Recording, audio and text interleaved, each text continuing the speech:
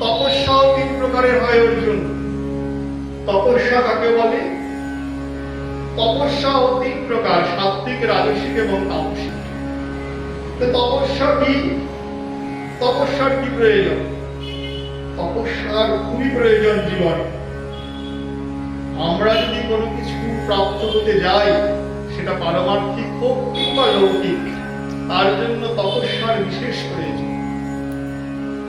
এই যে মন্দিরে আসছি, ভজন সাধন করি, বাড়িতে একটু ভগবানের পূজা অর্চনা করি, গুরুদেবের কাছ থেকে দীক্ষা গ্রহণ করেছি, ব্যাস এটুকুই হয়ে গেল। এগুলি শুধুমাত্র প্রারম্ভিকতা। এবার তো তপস্যা করতে হবে, এবার তো অনুশীলন করতে হবে। এই অনুশীলনটাকে ভগবান তিন প্রকার বলেছেন। কি কি? সাত্ত্বিকী, রাজসিক এবং তামসিক। এই যে সাত্ত্বিকী তপস্যা, এটা আবার তিন প্রকার। ভালো করে শুনুন। সাত্ত্বিকী তপস্যা কয় প্রকার? তিন প্রকার। কায়িক তপস্যা, বাচিক তপস্যা আর মানস তপস্যা। কায়িক, বাচিক আর মানস তপস্যা মানে আমাদের যে ইন্দ্রিয়গণ আছে, সেই ইন্দ্রিয়গণ দিয়ে তো আমরা ভজন করি। এবার সেই ইন্দ্রিয়গুলিকে শিক্ষিত করা প্রয়োজন। তার জন্য কায়িক তপস্যা। ইন্দ্রিয়দের মধ্যে বাক মানে কথাকেও শিক্ষিত করা প্রয়োজন, তাকেও সুমার্জিত করা প্রয়োজন। তার জন্য বাচিক তপস্যা। আর ইন্দ্রিয়গণের যে রাজা মন, তাকেও সুশিক্ষিত করতে হবে, কারণ সেই সবাইকে চালায়। তার জন্য মানস তপস্যা। ভগবান সাত্ত্বিক তপস্যাকে তিন ভাবে ভাগ করলেন, কায়িক, বাচিক এবং মানসিক বা মানস। শুনি, শ্রী ভগবান প্রথমেই বললেন যে কায়িক তপস্যা কাকে বলে, যা কিনা সাত্ত্বিক তপস্যার অন্তর্গত। দেবদ্বিজ গুরু প্রাজ্ঞ পূজনম শৌচম মার্যবম ব্রহ্মচর্যমহিংসা চ শারীরং তপ উচ্যতে। এই তিনখানা শ্লোককে আমাদের খুব মুখস্থ রাখা উচিত।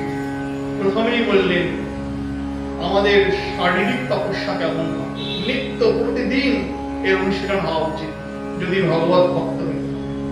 দেবদ্বিজ গুরু প্রাজ্ঞ পূজনম শৌচম আর্যবম ব্রহ্মচর্য অহিংসা চ শারীরং তপ উচ্যতে। যিনি ভগবত ভক্ত হবেন তিনি এই তিন প্রকার তপস্যায় অভ্যস্ত থাকবেন। প্রথমেই বললেন দেবদ্বিজ গুরু প্রাজ্ঞ পূজনম। দেবতা, ব্রাহ্মণ, গুরুজন এবং জ্ঞানী জনের পূজা।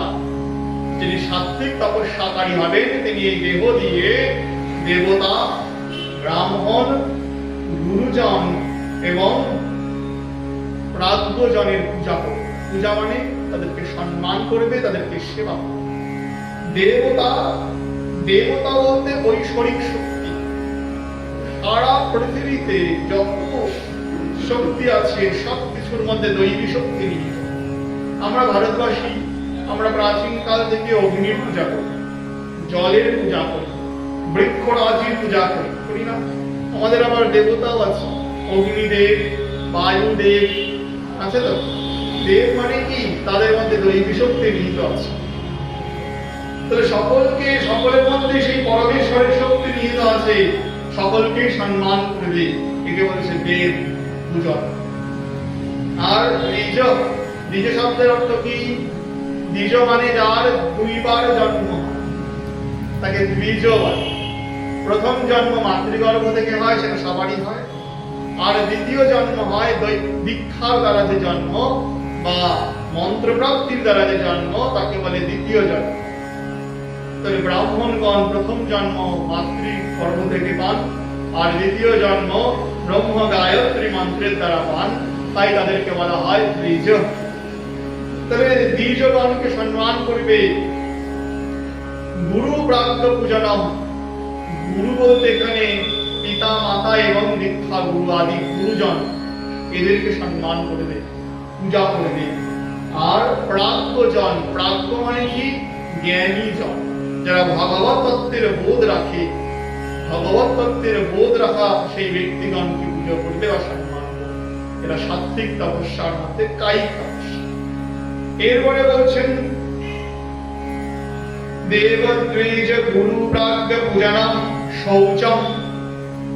সাত্বিক ব্যক্তি পবিত্রতা রক্ষা করবেন। পবিত্রতা মানে বাইরেও পবিত্র থাকবেন, ভেতরেও পবিত্র থাকবেন। স্নানাদির দ্বারা তো বাইরে পবিত্র হয়, আর ভেতরে পবিত্র হয় ভগবত চিন্তনের দ্বারা, ভগবত নাম কীর্তনাদির দ্বারা। তাহলে যিনি সাত্বিক প্রকৃতির লোক হবেন তার নিত্যই তপস্যা থাকবে, নিত্যই তিনি স্নানাদি করবেন। শীতকাল, জানুয়ারি মাস, প্রচন্ড ঠান্ডা, তুই পূজাটা দিয়ে দিস, আমি আর স্নান করবো না, তাহলে একে সাত্বিক প্রকৃতির লোক বলে না। ওরা অজুহাত খোঁজে, ওরা অজুহাতে বলে ভেতর শুদ্ধ থাকলেই সব শুদ্ধ। যদি ভেতরই শুদ্ধ তাহলে বাইরেও তার শুদ্ধতার প্রমাণ কোথায়? তাহলে সাত্বিক প্রকৃতির লোক বাইরেও পবিত্র থাকবেন, আর ভেতরে কেমন করে পবিত্র হবেন?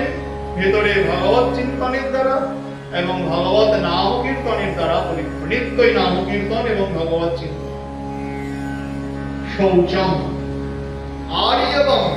আর্যবম মানে সরলতা, এটা খুব অভাব। আর্যবম মানে সরলতা, মানে কপটতা, শূন্যতা। একে বলছেন আর্যবম। বাইরেও যেমন ভেতরেও তেমন, একে বলছেন সরলতা। বাইরে একরকম, ভিতরে একরকম, এটা ভগবত ভক্তকে শোভা পায় না, এটা সাত্বিক ব্যক্তিকে শোভা পায়। তাহলে এই জায়গাগুলো, এই গুণগুলিকে ধরতে হবে। আমি বলছি আমি ভক্ত, কিন্তু আমি কোনো আচরণ করি না, তাহলে তো বেমানান হয়ে গেল। ব্রহ্মচর্যম। ব্রহ্মচর্যম অর্থাৎ ব্রহ্মচর্যম মানে সংযত থাকা। 5 প্রকার ব্রহ্মচর্য হয়। চক্ষুর ব্রহ্মচর্য, কর্ণের ব্রহ্মচর্য, নাসিকার ব্রহ্মচর্য, জিহ্বার ব্রহ্মচর্য এবং ত্বকের ব্রহ্মচর্য।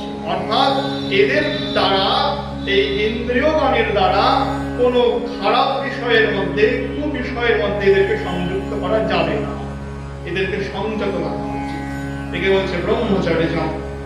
অহিংসা এবং অহিংসা। অহিংসা মানে কি? দেহ, মন এবং বুদ্ধির দ্বারা বা বাক্যের দ্বারা অন্যের ক্ষতি সাধন না করা, একে বলছে অহিংসা। কেউ কেউ মনে করেন যে আমরা তো আমিষ ত্যাগ করেছি, অতএব আমরা বড় অহিংসক, কারণ আমরা দেহ দিয়ে কোনো পশু পাখি মারি না। কিন্তু এটা দেহ দিয়ে অহিংসা হলো মন আর বাক্যের দ্বারা। মন দিয়ে যদি আপনি অন্যের প্রতি চিন্তা না করেন তবে আপনি অহিংসক, অথবা বাক্যের দ্বারা যদি আপনি কাউকে কটু কথা না বলেন তবে আপনি অহিংসক। আমিষ ত্যাগ করেছি অথচ আমি বাক্যের দ্বারা অন্যকে অপমান করি, তাহলে অহিংসা হয়, তবে অহিংসা। আচ্ছা, যাই হোক, তাহলে ভগবান বললেন এই 5টি হলো শারীরিক তপস্যা, মানে কি শরীরের তপস্যা। কি কি? দেব দ্বিজ গুরু প্রাজ্ঞ পূজনম, আর কি? শৌচম মানে পবিত্রতা, আর্যবম মানে সরলতা, ব্রহ্মচর্য মানে ইন্দ্রিয় সংযত থাকা, এবং অহিংসা মানে হলো দেহ মন বাক্য দিয়ে অন্যের ক্ষতি চিন্তন না করা বা ক্ষতি না করা।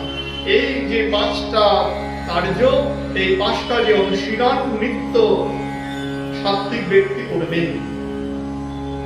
এরপরে বলছেন বাক্যের তপস্যা, খুব সাবধান। অনুদ্বেগ করম বাক্যম সত্যম প্রিয়হিতং চ যৎ স্বধায় অভ্যাসনম চৈব বাঙ্ময়ঃ তপৌচ্যতে। এখানে 2খানা তপস্যার কথা বলছে। বাক্যের তপস্যা, বাক্য মানে কি? জিহ্বা। এইবার জিহ্বা আছে মানেই যে আমরা যা ইচ্ছা তাই বলবো তা কিন্তু না। অন্য প্রাণীর জিহ্বা আছে, তারা কথা বলতে পারে না, খুবই দুর্দৈব। কিন্তু আমাদের জিহ্বা আছে, আমরা যদি জিহ্বাকে যা ইচ্ছা তাই বলাতে কাজে লাগাই তাহলে সেটা আমাদের দুর্দৈব। কেমন বাক্য বলতে হয় ভগবান বলছেন গীতাতে, অনুদ্বেগ করম বাক্যম সত্যম প্রিয়হিতং চ যৎ। কেমন বাক্য বলবে? অনুদ্বেগ কর বাক্য। বলা সোজা, করা খুব কঠিন। অনুদ্বেগ করম বাক্যম, যে বাক্য, যে কথা অন্যের হৃদয়ের মধ্যে কি করে না, উদ্বেগ সৃষ্টি করে না, অন্যের হৃদয়ের মধ্যে উদ্বেগ সৃষ্টি করে না, পীড়া প্রদান করে না, এইরকম বাক্যকে বলছেন সাত্ত্বিক বাক্য। আর কি বললেন, অনুদ্বেগকরম বাক্যম সত্যম, কথাটা কেমন হবে, সত্য বাক্য। আবার এমন বলা যাবে না সত্যি কথা বলছি তো গায়ে লাগে, তাহলে গায়ে লাগলে কিন্তু সত্যি কথা হবে না, তাহলে ওটা কিন্তু অনুদ্বেগকর বাক্য হবে না। সত্য বলেই ভগবান বললেন প্রিয়ম, সত্য কথাটা কেমন হবে, প্রিয় হবে। কঠিন সত্য হলেও সেটা প্রিয় করে বলতে হবে। বিদুর বলছেন ধৃতরাষ্ট্রকে মহাভারতে, অপ্রিয়স্য চ সত্যস্য বক্তা শ্রোতা সুদুর্লভা, বললেন অপ্রিয় সত্যের বক্তা এবং শ্রোতা অত্যন্ত দুর্লভ। সত্য কঠিনই হয়, কিন্তু সেই কঠিন সত্যটাকে প্রিয় করে বলার মতো বক্তাও নেই, প্রিয় করে বলার মতো শ্রোতাও নেই। প্রিয় শুনলে হয়তো মানবেই না। বিদুর বলছেন এই কথা। তাহলে সত্য কেমন হবে, সত্য হবে প্রিয়। শেষে বললেন কথাগুলি কেমন কথা হবে, শুধু সত্য হলেই হবে না, শুধু পীড়াহীন হলেই হবে না, বললেন হিতাঞ্চয়া, সেই কথা যেন শ্রবণকারীর মঙ্গল করে, সেই কথা যেন শ্রবণকারীর কানে যেমন আনন্দ প্রদান করে, তেমনি তার আত্মারও যেন মঙ্গল করে। এই রকম কথা বলতে হবে। এই রকম কথা জাগতিক কথা কোথায়? জাগতিক কোন কথা কি মঙ্গল করে, আত্মার মঙ্গল করে? করে না। তাই কেমন কথা বলতে হয়? একমাত্র ভগবত কথাই মানুষের মঙ্গল। যখন কারোর সাথে দেখা হবে, আমাদের চেষ্টা করা উচিত বাহ্যিক কথা না বাড়াই নিয়ে। প্রথমে দেখা হলে বাহ্যিক কথা হয়তো দুই একটা হবে, তারপরে ভগবত প্রসঙ্গে চলে আসা উচিত, তারপরে কৃষ্ণ কথায় চলে আসা উচিত। তাহলে সেটা বক্তা এবং শ্রোতা উভয়েরই মঙ্গল করবে এবং আনন্দ প্রদান করবে। ব্যাস, এটাই কথা, এটাই হিতকর এবং প্রিয় বাক্য। কোন কথা না, কৃষ্ণ কথাই হলো, ভগবত কথাই হলো হিতকর এবং প্রিয় বাক্য। আর এটা কারো মানে দুঃখ প্রদান করে না, আর না হলে বৃথা বাক্য ব্যয়, যা আমরা সারাদিন। প্রভু জগৎবন্ধু সুন্দর বলছেন, কি সুন্দর করে, বৃথা বাক্য ব্যয় দুর্ভাগ্য। বৃথা বাক্য ব্যয় হলো দুর্ভাগ্য।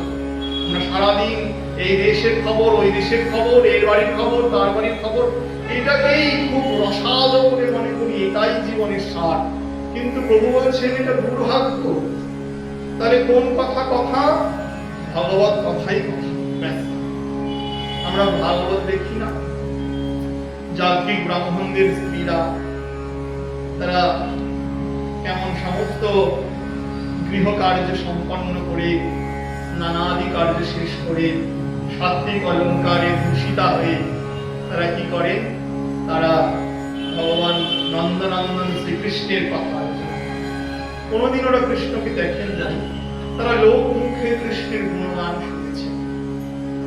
তারা সমস্ত কাজ শেষ করে একত্রিত হয়ে কেউ স্ত্রীগণ, সদবা নারীগণ, তারা সাত্বিক অলঙ্কারে ভূষিত হয়ে পাশের বাড়ির কথা, পাশের রাজ্যের কথা, পাশের দেশের কথা বলে না, ওরা নন্দনন্দন শ্রীকৃষ্ণের কথা।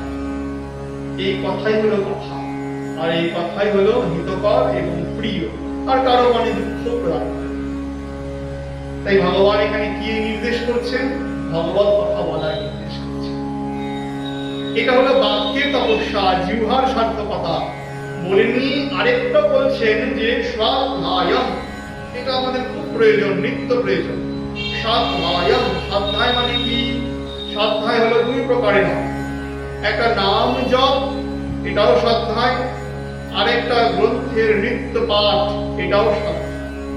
গ্রন্থের নিত্য উচ্চারণ করে পাঠ, এতে গ্রন্থের কৃপা হয়। আমরা বলি গ্রন্থ পড়ে কিছুই বুঝি না। বুঝি না মানে কি? ওই গ্রন্থের অক্ষরগুলি আপনার ভূগোল, ইতিহাস, বিজ্ঞান বইয়ের অক্ষর না। ওগুলি প্রত্যেকটাই নিত্য, প্রত্যেকটাই সত্য বস্তু। সেই জন্য কৃপা হয় না, তাই বুঝি না। তাহলে প্রার্থনা করতে হবে যেন কৃপা হয়, আর নিত্যই করতে হবে, না বুঝলেও করতে হবে। প্রতিদিন একটু একটু করে গ্রন্থের পাঠ, একটা গ্রন্থকে ধরবো, একটু একটু করে আস্বাদন করবো, আর নিত্য নাম জপ, একে বলছেন স্বাধ্যায়। তাহলে ভগবান কি বললেন বাচিক তপস্যার কথা? কেমন কথা বলবে? প্রিয়, হিতকর এবং অন্যের যাতে প্রিয়া পীড়া না দেয়, দুঃখ না দেয়, সেরকম। আর 2 নম্বর কি বললেন? 2 নম্বর বললেন যে বাক্যের দ্বারা স্বাধ্যায়ের অভ্যাস করবে, মানে নিত্য নাম জপ এবং নিত্য কি করবে? নিত্য গ্রন্থের পাঠ। ইচ্ছা না করলেও নিত্য করতে করতেই অভ্যাসে রূপান্তর হবে, ভগবানের নির্দেশ। শেষে বললেন মানস তপস্যা। মানস তপস্যা 5 প্রকার। मनः प्रसाद सौमत्यं मौनम आत्म विनिग्रह भाव संशुद्धिरित्यत्य तपो मानसम उच्यते। হে অর্জুন, মানস তপস্যা কেমন? এটা মনের ব্যাপার। বলেন চিত্তের প্রসন্নতা। ভগবত এই জায়গা বলে উনি কুথুতে। ভাগবত ভক্ত কেমন থাকবেন? সর্বদা চিত্ত তার কেমন থাকবে? প্রসন্ন থাকবে, কারণ তিনি ভগবত দাস। জগৎ হারায় গেলেও ভগবান হারায় না, কিচ্ছু হারিয়ে যাবে না, ভগবান আমার একান্ত। তো সেই বোধ যখন তার থাকবে, তখন হৃদয় কেমন থাকবে? প্রসন্ন। তাই বলেন মানঃ প্রসাদ সৌমত্যম। ভগবত ভক্তের হৃদয়টা কেমন থাকবে? সৌমত্যম। সৌমত্যের ব্যাখ্যা করতে গিয়ে শ্রীধর স্বামীপাদ বললেন অপুরতা, অর্থাৎ মুখের প্রসন্নতা, মুখের প্রসন্নতা প্রভৃতি কার্যের দ্বারা অন্তঃকরণের যে বৃত্তি উন্নীত হয় তাকেই বলে সৌমত্ত। মন যখন প্রসন্ন, তখন মুখমণ্ডলটাও কেমন থাকবে? একদম ক্রোধহীন, নিষ্ঠুরতাহীন, সুন্দর, তাকে বলছে সৌমত্যম। আর ভগবত ভক্ত কেমন হবে? মৌনম। মৌনম মানে চুপচাপ থাকা না, মৌনম মানে হলো মননশীল, মুনির ধর্ম পালন করবে। মৌনম মুনির ভাবঃ মননম ইত্যার্থঃ। শ্রীধর স্বামীপাদ বললেন মৌনম কেমন? না মুনির ধর্ম পালন করবে। মুনির ধর্ম মানে মুনি কি করে? সর্বদা হৃদয়ের মধ্যে ভগবানকে চিন্তন করে। এই ধর্ম থাকবে তার, ভগবত ভক্তের বা সাত্ত্বিক ব্যক্তির। মৌনম। আর কি বললেন? আত্মা বিনিগ্রহ। কাম, ক্রোধ, লোভ, মোহ যে প্রভৃতি 6 প্রকারের শত্রু আছে, তাদেরকে সহ্য করবেন। লোভ আসলে পরে যে তিনি লোভী হয়ে তার সেই লোভের কার্য করবেন তা নয়, এটা তো সাধারণের সঙ্গে কি পার্থক্য? কাম আসলে যে তিনি কামনার বস্তু সংগ্রহের জন্য দৌড়াবেন তা নয়, তাকে সহ্য করবেন। আর ক্রোধকেও সংবরণ করবেন, কাম, ক্রোধ, লোভ, মোহ, মদ, মাৎসর্যকে সহ্য করবেন, এটাকে বলছে আত্মা বিনিগ্রহ। শেষে বললেন ভাব সংশুদ্ধি। ভাব সংশুদ্ধির ব্যাখ্যা করলেন শ্রীধর স্বামীপাদ। পরৈ ব্যবহার কালে অমায়া বেত্যম, অর্থাৎ অন্যের সঙ্গে যখন ব্যবহার করবে সেই সময় ব্যবহারটা যেন কপটতা শূন্য হয়, একে বলছে ভাব সংশুদ্ধি। মানস তপস্যা। এই 5খানা হলো মানস তপস্যা। বাড়িতে গিয়ে শ্রীমদ্ ভগবদ গীতার 17 নম্বর অধ্যায়ের 14 থেকে 16 পর্যন্ত শ্লোক দেখবেন, আরো ভালো বুঝবেন। তাহলে 5 প্রকার তপস্যা বলেনি ভগবান বললেন অর্জুন, এই 3 প্রকার যে তপস্যার কথা শুনলাম, সাত্ত্বিক তপস্যার মধ্যে 3টা ভাগ কি কি? শারীরিক, মানসিক আর বাচিক। এই 3 প্রকার তপস্যা যদি ফলকাঙ্ক্ষাহীন হয় এবং ভগবানই অর্পিত হয়, তাহলেই সে ভগবত ভক্ত নামে কথিত হয়। তাহলে আমরা বুঝলাম সাত্ত্বিক যজ্ঞ, রাজসিক যজ্ঞ, তামসিক যজ্ঞ। সাত্ত্বিক তপস্যায় বুঝলাম, রাজসিক তপস্যায় সৎকারমান পূজার্থম তপোদন্ধেন চৈব যৎ ক্রিয়তে তদিহ প্রত্যম রাজসং চরধ্রুবম। এবার রাজসিক তপস্যা কেমন? বললেন সৎকার, মান, পূজা লাভ করার জন্য দম্ভ সহকারে যে তপস্যা, এবং ইহলোকে তাহার ফল অনিত্য অনিশ্চিত জানিয়াও যে তপস্যা, তাকে বলছেন রাজসিক তপস্যা। মানুষ আমাকে বড় বলবে, মানুষ আমার পূজা করবে, তার জন্য যে তপস্যা, তাকে বলছেন রাজসিক তপস্যা। আর কি বললেন? মূঢ় গ্রাহেণ আত্মনা ইয়ত পীড়য়া ক্রিয়তে তপঃ পরশ্চ উৎসাধনার্থম আদত্তামসুদাহৃতম। এবার তামসিক তপস্যা কেমন? তামসিক তপস্যা হলো শরীরকে ভয়ঙ্কর কষ্ট প্রদান করে অন্যের ক্ষতি চিন্তা করার জন্য, ক্ষতি চিন্তা করে যে তপস্যা, তাকে বলছে তামস তপস্যা। যেমন হিরণ্যকশিপু, যেমন রাবণ, যেমন কুম্ভকর্ণ 10,000 বছর তীব্র তপস্যা করছে। শরীর থেকে মাংস খসে পড়ে গেছে, শরীরকে কষ্ট দিয়ে তীব্র ভয়ঙ্কর ঝড় জল গ্রীষ্ম সহ্য করে তপস্যা করছে। কিসের জন্য? কিসের জন্য? ভগবানকে পাওয়ার জন্য। কিসের জন্য? পরশ্চ উৎসাধনার্থম, অন্যের ক্ষতি করার জন্য এই তপস্যা। আমাকে সবাই পূজা করবে, আমাকে সম্মান করবে। প্রহ্লাদ বলে ভগবান বিষ্ণুই হলো ভগবান, আর হিরণ্যকশিপু বলে আমি ভগবান। তাই সম্রাট রাজ্য থেকে, সব দেব মন্দির থেকে নারায়ণের মূর্তি সরিয়ে নিজের মূর্তি স্থাপন করেছে। কেন? নিজের পূজাকে প্রতিষ্ঠা করার জন্য। তীব্র তপস্যা করছেন কেন? অন্যের ক্ষতি করা যায় যেন, যেন ব্রাহ্মণ, যেন বৈষ্ণবগণকে, যেন সাধারণ নিরীহগণকে, দেবতাগণের ক্ষতি করতে পারি, তাই তীব্র তপস্যা করছেন হিরণ্যকশিপু। একে বলছেন তামস তপস্যা।